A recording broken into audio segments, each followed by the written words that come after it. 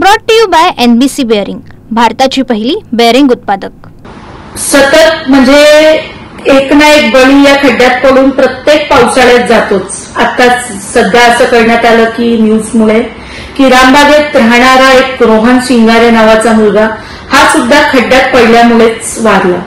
एकुलता एक आई वडिलांचा आधार तो आज या खड्ड्यांमुळे प्रशासनाच्या निष्काळजीपणामुळे तो आपल्या आई वडिलांपासून दुरावला आहे। आजच मी ते न्यूज बघितल्यानंतर एक महानगरपालिकेला पत्र दिलंय की त्यांनी जर 3 ते 4 दिवसात या पूर्ण शहराचे खड्डे भिजवण्याचं काम नाही केलं तर आम्ही तीव्र आंदोलन म्हणजे या प्रकारे आंदोलन करू की 500 मीटरचा रोड खड्डेमुक्त दाखवा आणि आमच्याकडनं 5,000 रुपयाचं बक्षीस घेऊन जा। कल्याण डोंबिवली तसं कुठलाच रोड नाहीये की जे 500 मीटर खड्डे मुक्त असेल। एवढे रस्त्याचं काम गडकरी साहेब मोठ्या प्रमाणात करतायत, पण कल्याण डोंबिवलीची अवस्था म्हणजे तीच जी पहिले होती, आजही तीच। आताच आपल्याकडे सुरू होणारे गणपती सारखा मोठा सण, अशा गणपती सारख्या सणामध्ये जर एखाद्या रस्त्यावर खड्ड्यात पडून एखाद्या मूर्तीची विटंबना झाली तर तो प्रकार कुठला म्हणजे काय त्याची लोकांच्या भावना किती मोठ्या प्रमाणात दुखावल्या जातील आणि काय प्रकार ते घडेल।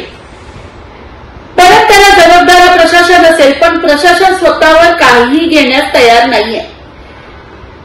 आता पाऊस इतका जोरात सुरू आहे, सगळीकडे पाणी भरलंय, ह्यालाही जबाबदार प्रशासन आहे। कारण की गेले 5 वर्ष तर निवडणूकच झाली नाही आपल्याकडे। 2015 नंतर कल्याण डोंबिवलीत जे काही निर्णय चालताय ते प्रशासनच घेत आहे।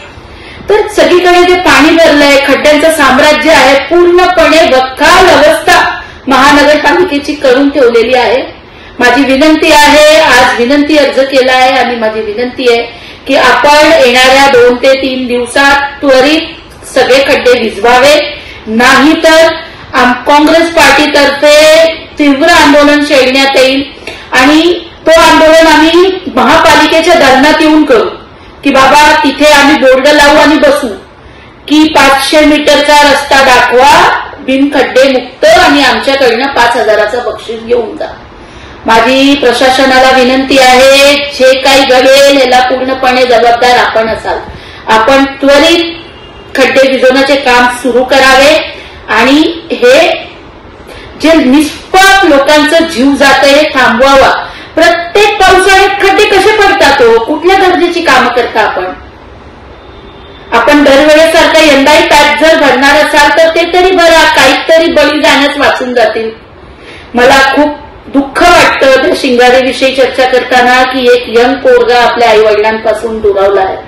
आता तरी लाज बाळगा आणि प्रशासनाने त्वरित खड्डे भिजवण्याचं काम सुरू करावं अशी माझी विनंती आहे। Brought to you by NBC bearing, भारताची पहिली बेअरिंग उत्पादक।